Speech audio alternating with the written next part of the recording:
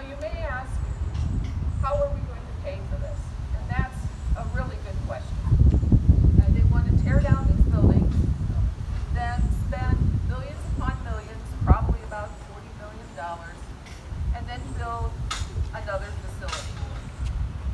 Now, what I have heard for the funding, and obviously Mr. Hudson is here today to tell you more, but I've heard that we're going to go out for bonds, but no votes of the people. I've heard that they're going to use the increased property tax valuation, and I've heard that they're going to use the public defender's money, and I've heard that they're going to use the money from the Nexus pipeline that they have to pay for their property. But interestingly, Nexus Pipeline is trying to decrease the amount of money that it's paying the county right now. So the question is, do we need to tear down these buildings, spend lots and lots of money, and then put up another courthouse facility? On the concept plan, they didn't ask everybody what space or what facility needs they need, but they have an initial concept plan. It's not the final plan, but it is the initial concept plan. It appears that we first need to find out if the voters of Medina County want this project. To follow what's happening, we do have a website. It is saveyourcourthouse.com, and their city has kindly set up a public meeting with the architect on July 22nd, 5:30 p.m. at the City Hall Rotunda. So we want you all to be involved, and at that point you can express to your officials what your view is on this situation. Donna Deepipe, who is a candidate for the state representative from the 69th district, is our next speaker. Donna?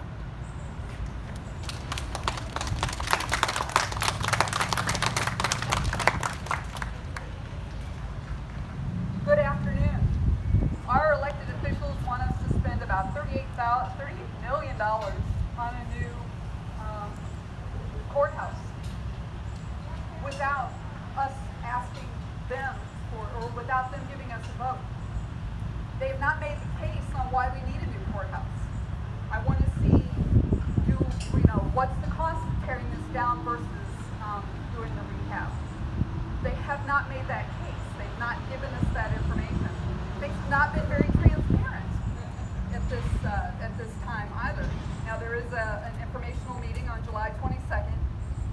I encourage everyone to do their homework, go back, read through the Gazette, read through the Post, read all of the information that we do have that's out there. Take your questions to this meeting on the 22nd. It's so important that we have input on whether or not we have a new courthouse. We should have that vote. $38 million of your tax money, my tax money. I live in Wadsworth Township. It's my tax money as well. We need to have a vote. We need to make the county present their case on why we need to tear everything down and build something new.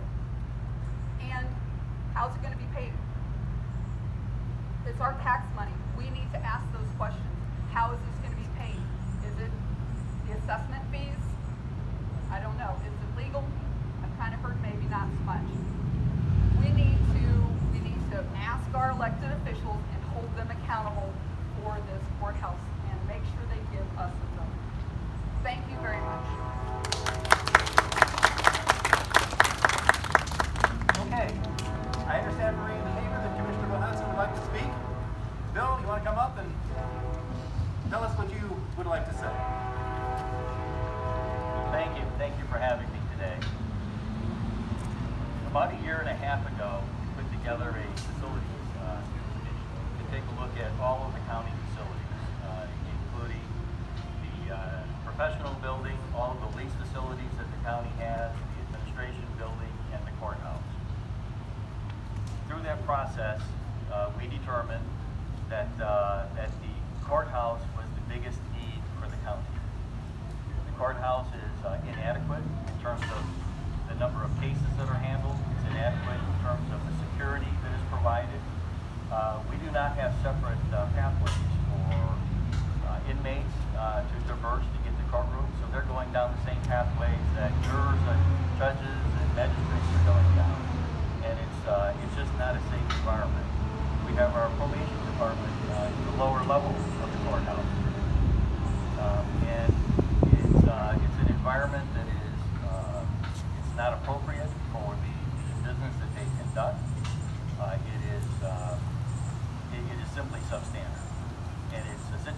that the county has been looking at for well over 10 years. There is a plan that was done back in 2009, I believe, 2008, somewhere in that vintage, to replace the courthouse. And for economic reasons, the county decided not to move forward with that plan. So we have again assessed the situation, again determined that a new courthouse is needed, and the Facilities Commission engaged a architectural firm to do a feasibility study. And the feasibility study was in conjunction with the city of Medina to combine the municipal court and the county courts together on one site. And the feasibility plan was simply to see if a combined courthouse would fit on this site. So we completed the study, determined that it will fit, and now we are starting to do the actual planning for the courthouse. And in the planning process, stakeholders, both internal and external, will be engaged. Again, there is a public meeting next week, I believe July 22nd at 5:30 at City Hall. It'll be the first of several public meetings where we intend to engage the public and ask the public for input. No decision has been made about the demolition of the court. According to the plan that we came up with, it does include demolitions of parts of the newer sections of the court. I will tell you personally, I am in favor of that. I believe that the old section of the court, the 1841 sections and the areas to my right, should not be touched. That is an iconic structure. It's a very, very historical and important structure to the county and the city. It should not be touched. The rest of the courthouse, in my opinion, it is impractical to try to renovate buildings that are 50, 60 years old and older. And we would be far better served for the community and for justice and administration of justice to replace the courthouse. Comment has been made about how we're going to fund it. It will be funded by bonds. The bonds will be floated by the county and paid for with tax dollars. That's the way it works. So I want to stress first off that there is no definitive plan. It is a work in progress, and folks will have the opportunity to have input. Thank you. Bill, you know this is coming because I asked you this 4 months ago. Is there a report that shows the deficiencies or unmet needs of the particular operations within the courthouse that explains the reasons why we would want to tear this down and build something new? And when I asked you this question 4 months ago, you said there wasn't. Judge Dunn mentioned that there was a need for better security, which we understand, but when we asked for specifics, he said he wouldn't tell us because he wanted to keep that information secret. So now, is there a report that we can look at that shows the deficiencies in our existing courthouse? There is a security report that was a report that was conducted, or a study that was conducted by the Supreme Court analyzing the security of the courthouse. It is a confidential document. It is not something that we want the public to understand what the security vulnerabilities are. So it is something that will not be released. It does demonstrate that, as I mentioned, that we have inmates that are going through the hallways right next to jurors, judges, magistrates, and other court personnel. But always accompanied by at least 2 sheriffs. And in change, there's all sorts of security measures that are taken, but the bottom line is you should not have inmates that are going through the hallways with folks in the general public and judges and so forth. It's inappropriate. How do you feel about a vote of the people? Do you personally feel that the people should vote in terms of tearing this down and building something new? No. That's why you elected the commissioners. That is the commissioner's responsibility. It is the commissioner's responsibility to provide facilities for the county, facilities for the county court, and it shall remain the commissioner's responsibility. Didn't everyone already vote this down when they turned down the sales tax increase? Because this was one of the reasons proposed for the sales tax increase. I mean, haven't you already had a vote on it? Can you No. repeat that? Good. So what was All the right, well, I sales appreciate tax your about? honesty. Do you feel that it would in any way hinder the process to have a vote of the people? Could you put the mic up to your mouth, Do you feel that it would in any way hinder this process to have a vote of the people? The decision rests with the Medina County Commissioners, and the Medina County Commissioners will make the decision. You work for us. You are employed by us. We ask you what we want done. Again. The comments were that we are employed, the county commissioners are employed by the people. I fully agree. The people have engaged the county commissioners, have voted for the county commissioners, and it's the county commissioners' responsibility to follow the law. And the law allows the county and requires the county commissioners to provide facilities for the county operations, and that's what we intend to do. Thank you very much. Thank you for coming. Okay, the next speaker is Daniel Maynard from the Domestic Relations Division of the court. He prepared the petitions. Hi, everyone. First off, I want to thank everyone for coming out today. It's great to see so many people take an interest in the future of our community, where our taxpayer dollars are going, and an issue that is becoming more and more prevalent. To that same end, I want to say that standing here today, there's a lot of information out there. I'm not going to be able to unpack it all for you. In the event you have questions, comments, or concerns, I'm perfectly happy to make myself available to answer. Thank you. To answer additional questions or to provide whatever resources I have available.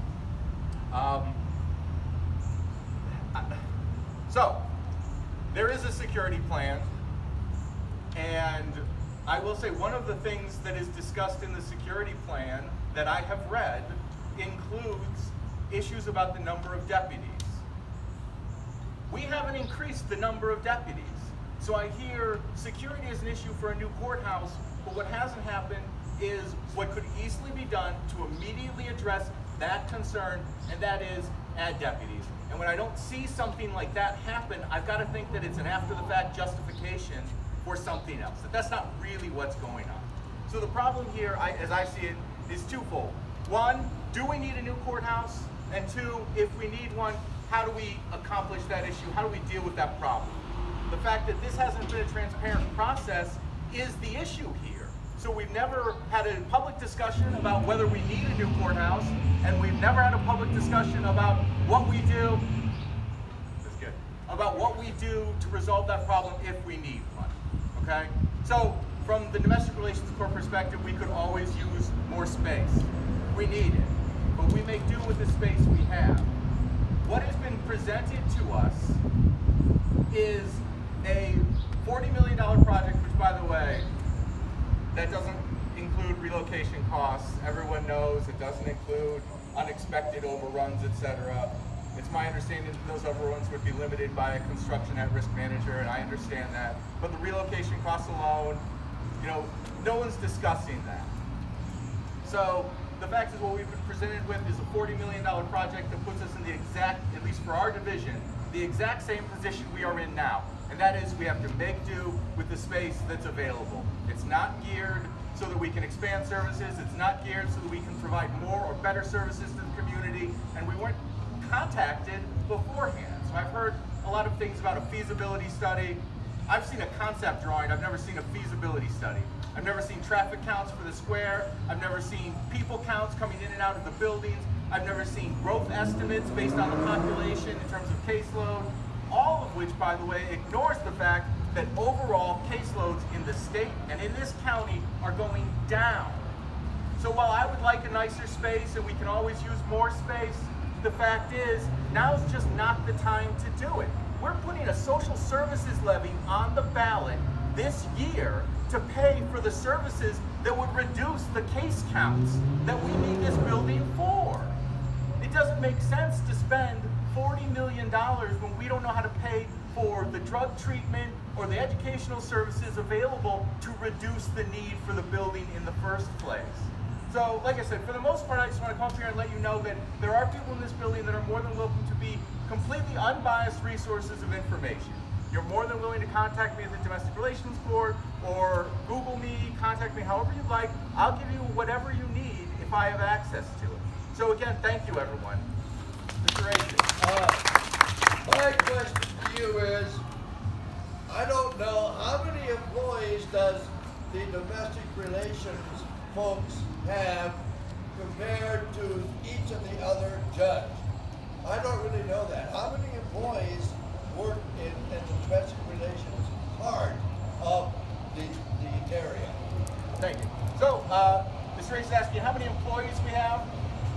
One way to get a scope of our court, we are 40% of the overall caseload that comes through this building. We have 3,000 cases every year. The general division with 2 judges have about 2,600 cases, at least in 2018, and the juvenile division has about 22 or 2,400 cases. We have 17 employees, not counting additional contractors that work with us through the Battered Women's Shelter to provide services at our visitation center and for victims of domestic violence. So directly relating to the court on the text rolls our 17 employees for us. I'm not sure what the overall employee count is across the board or individual courts. I would honestly, I mean, I could guess sitting up here, but I wouldn't feel right. You should probably direct those to the individual judges. I received information that part of the way they want to pay for this is to take money away from the public defender's offices, which would, take away legal representation from, indigent people. How can they do that? So the comment is that part of the way to pay for this is to take money away from the public defender's office. I have to say, I'm not sure. I'm not sure how they could do that or what plan or where that would come from. You'd have to direct that somewhere else.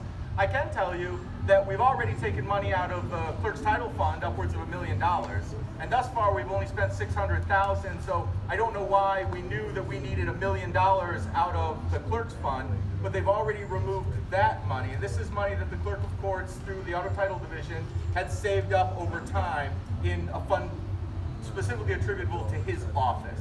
So we're already essentially shaking the couch cushions for everywhere that there's money stashed away for a specific purpose.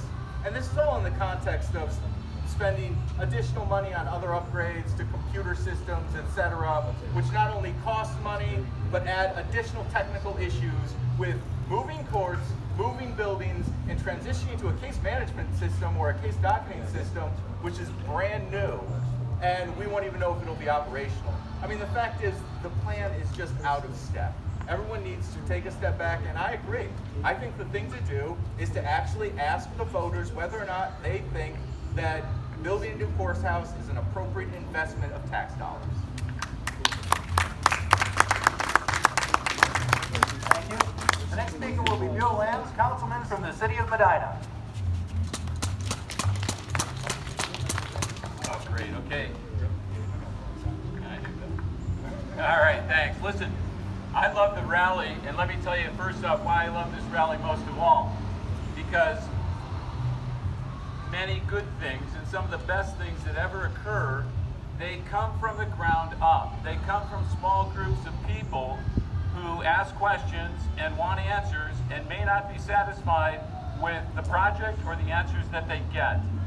And almost exactly 50 years ago, there was a small group of people that stood right here in this very spot when the county commissioners drew up plans to tear down what we call the old courthouse. And it was that small group of people that changed the minds of the county commissioners, and they decided not to tear that courthouse down, but to build what we call the new courthouse now, this one right here. And interestingly enough, there was a house that sat here. And that house today is on North Broadway, and this gentleman and that lady live in that house right down the street on North Broadway. That was just the beginning of this restoration. And that's what I can talk to you most specifically about. I'm not sure about the funding. I have a curious position because I'm the executive director of the Community Design Committee that's responsible for the reason the square looks the way it does, but I'm also on city council. But I do know one thing. The reason the square got restored was because this group of people went and took the time and they met with every single business and every single property owner and convinced them independently to do what was right with their building so that we have this economic gold mine and this beautiful place today.